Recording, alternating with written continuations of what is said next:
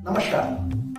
सामान्यतः पितृदोष का नाम सुनते ही लोगों के मन में भय आता है, क्योंकि पितृदोष के कारण लोगों के कोई चलते चलते काम नहीं होते हैं और मांगलिक कार्यों में विघ्न आते हैं। और इसके कारण हमारे ज्योतिष भाई लोग पितृदोष का बताते हैं, क्योंकि पितृदोष हॉरोस्कोप में अगर सूर्य अगर आपके 9th घर में है, 9वें कमरे में है, और उसके साथ में अगर शनि, राहु और केतु और दूसरे ग्रहों की साथ में दृष्टि भी हो, वेट भी है, साथ में है, तो वो पितृदोष कहलाता है। और पितृदोष के उपाय आपको अलग अलग दिए जाते हैं, लेकिन आज मैं आपको पितृदोष का उपाय एक ऐसा दे रहा हूं जो आपके स्वयं के द्वारा होगा। इसका नाम रखा है मैंने पितृ प्राणायाम।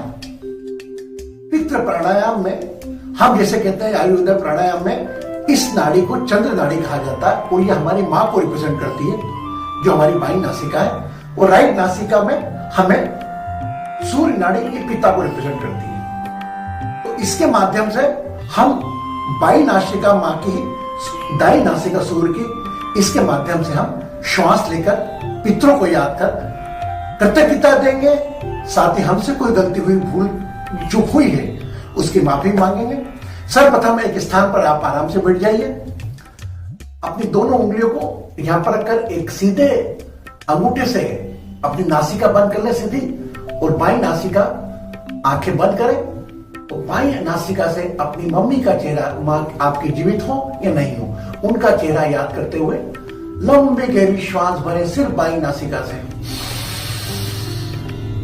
कुछ देर होल्ड करें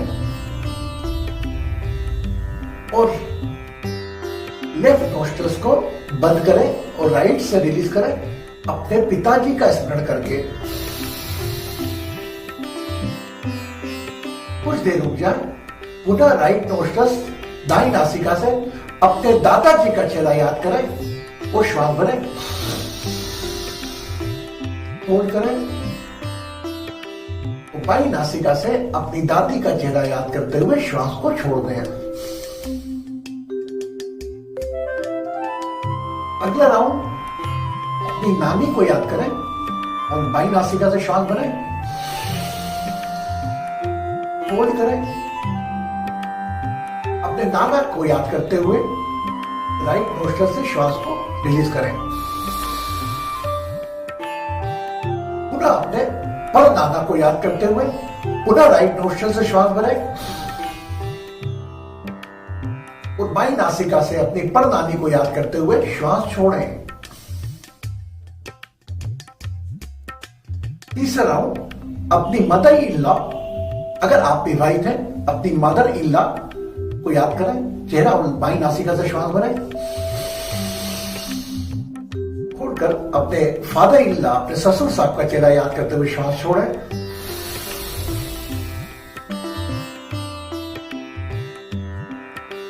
ग्रैंड ससुर का चेहरा याद करें और ग्रैंड मदर इन लॉ का याद करते हुए श्वास छोड़ें।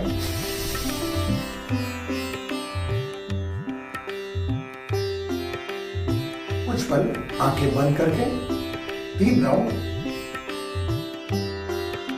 4 रिश्तों के साथ पूर्ण 12 राउंड होंगे। आप ये पाएंगे जो आपका एस्ट्रोलॉजिकल चार्ट है उसमें हर कमरे में 12 कमरे होते हैं। जिस प्रकार जनवरी से दिसंबर महीना होता है, उसी प्रकार 12 राशियां होती हैं, और 12 राशियां आपके ये 5 तत्व के शरीर के 12 कमरों में विराजित रहती है, जो आपका एस्ट्रोलॉजिकल चार्ट कहा जाता है। हर कमरे में एक आपके शरीर का अंग रहता है, और हर कमरे में आपका एक रिश्ता रहता है। मानिए आपका इस शरीर पर कोई भी रिश्ता आपके साथ जुड़ रहा है, वह आपको ये सुख देने आया है या दुख देने आया है। ये सुख दुख की दुनिया के परे हम सभी रिश्तों के प्रति कृतज्ञता देते हैं।